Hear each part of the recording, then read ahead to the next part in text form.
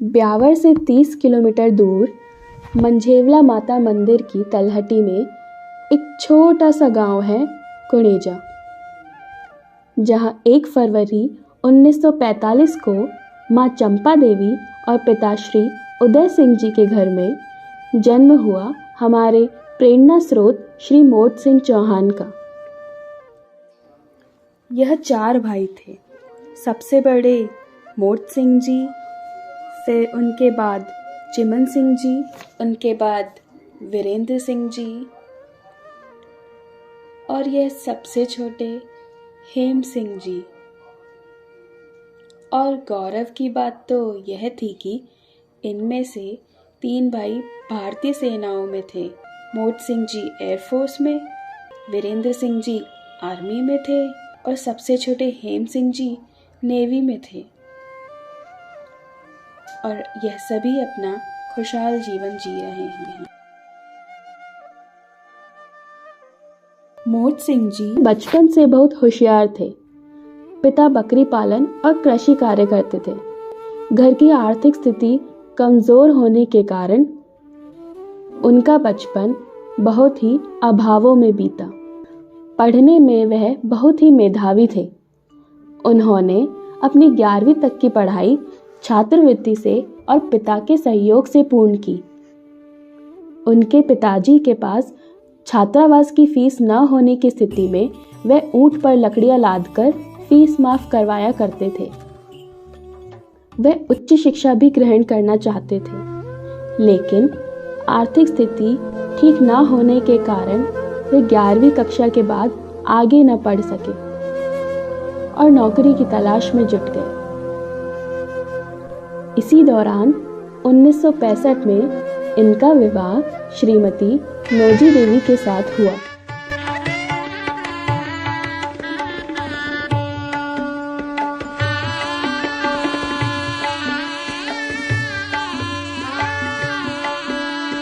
इनका कन्यादान माताजी श्रीमती चुन्नी देवी जी व पिताजी श्री शेर सिंह जी ने किया। नोजी देवी जी इन्हीं की तरह बहुत मेहनती और समझदार महिला थी। विवाह पश्चात दोनों ने एक दूसरे का बखूबी साथ निभाया। यहाँ तक कि चारा काटने की मजदूरी भी दोनों साथ साथ किया करते थे और उनके हिस्से का चारा भी उनकी धर्मपत्नी काट दिया करती थी। कुछ समय पश्चात एक दिन अचानक वह अपनी पत्नी के हाथ के गजरे गिरवी रखवाकर जोधपुर चले गए।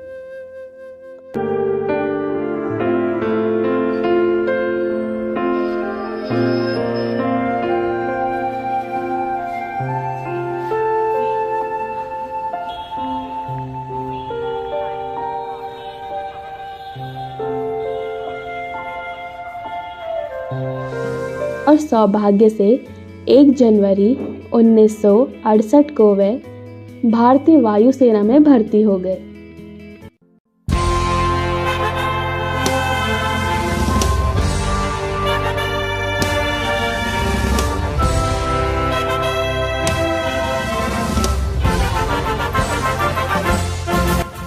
एक वर्ष का प्रशिक्षण काल पूर्ण करने के बाद वे घर आए और अपनी पत्नी के गिरवी रखे गजरे छुड़वा दिए और तभी से इनके परिवार की आर्थिक स्थिति में सुधार आया। उन्होंने 1971 के भारत पाकिस्तान युद्ध में भी भाग लिया था। सिपाही रैंक से भर्ती होकर वे सूबेदार रैंक तक पहुंचे और इसी के बाद वे अपनी पत्नी को भी अपने साथ ले गए और उन्हें भी पढ़ना लिखना सिखाया, जिससे कि वह पत्र लेखन और किताबें पढ़ना सीख गई थी। उनकी संतान रूप में 5 पुत्रियां हुई, जिनका नाम है सरोज, हेमलता, आशा, पुष्पा व नीलम। उस समय पुत्री होना एक अभिशाप माना जाता था। उस स्थिति में भी उन्होंने अपनी पुत्रियों को उच्च शिक्षा दिलवाने का चुनौतीपूर्ण निर्णय लिया। उन्होंने कभी अपनी बेटियों को बेटों से कम नहीं समझा दोनों पति पत्नी आध्यात्म में भी बहुत रुचि रखते थे। जब भी वह छुट्टी आते तब अपनी बेटियों को अपने पास बिठाकर महाभारत, रामायण की प्रेरक कहानियाँ सुनाया करते थे, जिससे बेटियों की बेहतर परवरिश हो सके और उनका ऊंचा व्यक्तित्व का निर्माण हो सके। नौकरी के ही दौरान उन्होंने भागवत गीता का अपने शब्दों में भी अनुवाद किया। 31 जनवरी 1994 को वे अपनी 28 वर्षों की सफल सेवा देने के पश्चात सेवानिवृत्त हुए।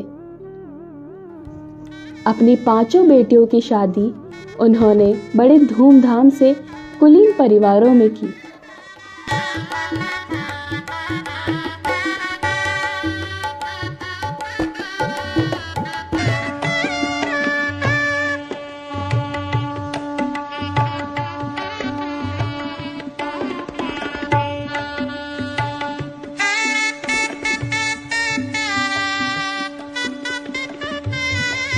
जहां वे सभी आज अपना बेहतर जीवन बसर कर रहे हैं।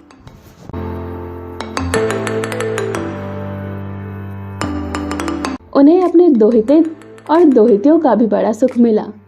बच्चे घंटों अपने नाना जी के साथ बैठकर ज्ञान लिया करते थे। सब कुछ अच्छा चल रहा था। फिर एक दिन 23 नवंबर 2005 को उनकी धर्मपत्नी श्रीमती नोजी देवी जी का स्वर्गवास हो जाता है। इस घटना के बाद वे थोड़े टूट से गए और घर में तो जैसे सन्नाटा सा छा गया।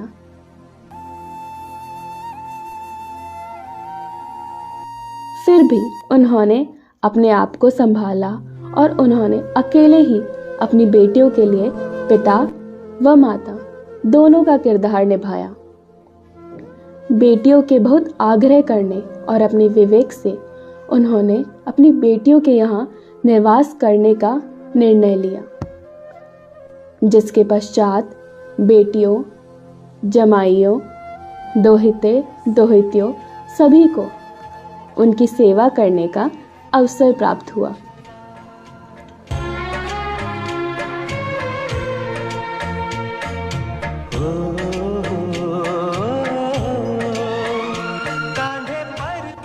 उन्होंने अपना पूरा जीवन अनुशासन के साथ जिया। वे बहुत स्पष्टवादी, प्रगतिशील और दूरदर्शी व्यक्ति थे। उन्होंने अपने जीते जी ही अपनी सारी संपत्ति अपनी बेटियों के नाम कर दी थी। जीते जी उन्होंने एक और बड़ी जिम्मेदारी अपनी बेटियों को दी। उन्होंने कहा था कि मेरी बेटियां मेरा गौरव है और मेरी अर्थी को कंधा भी मेरी बेटियां ही देंगी। और ऐसा हुआ भी जब उनका 24 सितंबर 2022 को स्वर्गवास हो गया। जिंदगी का सफर है ये कैसा सफर, कोई समझा नहीं, कोई जाना नहीं। अपने जीवन की अंतिम सीख जो उन्होंने हमें दी वो कुछ इस प्रकार है। खाया पिया खर्चिया, दिया सो दंत, जसवंत धड़ा पोढ़िया, माल पराया हंत। अर्थात जीते जी जो कुछ भी तुम्हारे पास है, चाहे वो पैसा हो, संपत्ति हो या समय हो, उसका सदुपयोग कर लेना चाहिए, क्योंकि मरने के बाद तो सब पराया हो जाता है। उसके बाद तुम कुछ कर नहीं पाओगे। यह कहकर उन्होंने हमें एक भरपूर जीवन जीने की सलाह दी। ये थी हमारी तरफ से अपने पितरों को एक छोटी सी श्रद्धांजलि। हम ईश्वर से प्रार्थना करते हैं कि हमारे पितरों की जीवात्मा को शांति मिले और उनका आशीर्वाद सदा हम पर बना रहे। जय मां मंझेवला। कुछ सुनहरी यादें।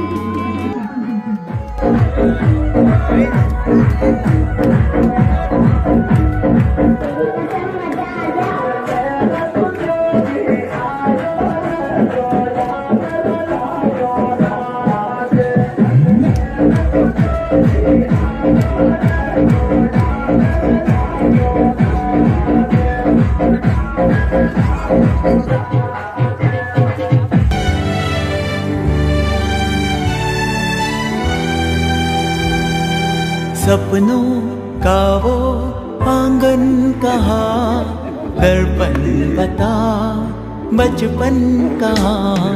सपनों का वो आंगन कहाँ, दर्पण बता बचपन कहाँ। सीधा सरल था जीवन जहाँ, दर्पन बता बचपन कहाँ। सपनों का वो आंगन कहाँ, दर्पन बता बचपन कहाँ। उंगली पकड़ के तूने चलना सिखाया था ना, दहलीज ऊंची है ये पार करा दे। बाबा मैं तेरी मलका, टुकड़ा हूँ तेरे दिल का, एक बार फिर से दहलीज पार करा दे। मुड़ के ना देखो दिलबरो, दिलबरो, मुड़ के ना देखो दिलबरो। अपने तो अपने होते हैं, अपने तो अपने होते हैं।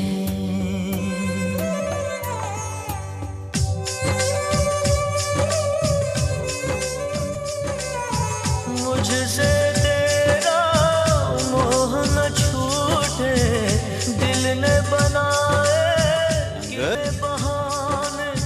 दो जा कोई क्या पहचाने, जो तन लागे सो तन जाने।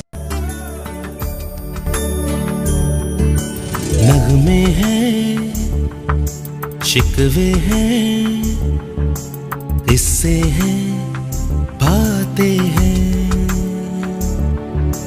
बातें भूल जाती हैं, यादें याद आती हैं, बातें भूल जाती हैं, यादें याद आती हैं।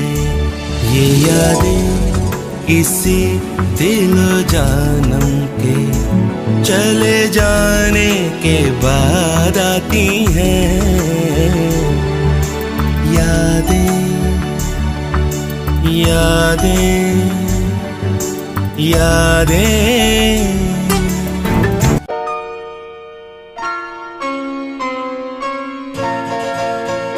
ये तो सच है कि भगवान है मगर फिर भी अनजान है। ये तो सच है कि भगवान है मगर फिर भी अनजान है। धरती पे रूप माँ बाप का उस विधाता की पहचान है। ये तो सच है कि भगवान है।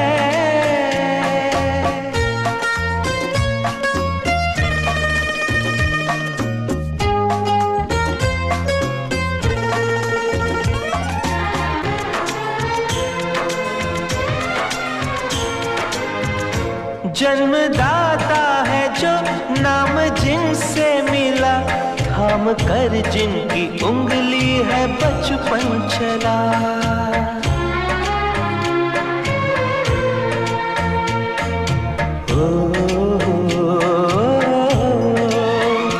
कांधे पर बैठ के जिनके देखा जहां, ज्ञान जिनसे मिला क्या बुरा क्या भला।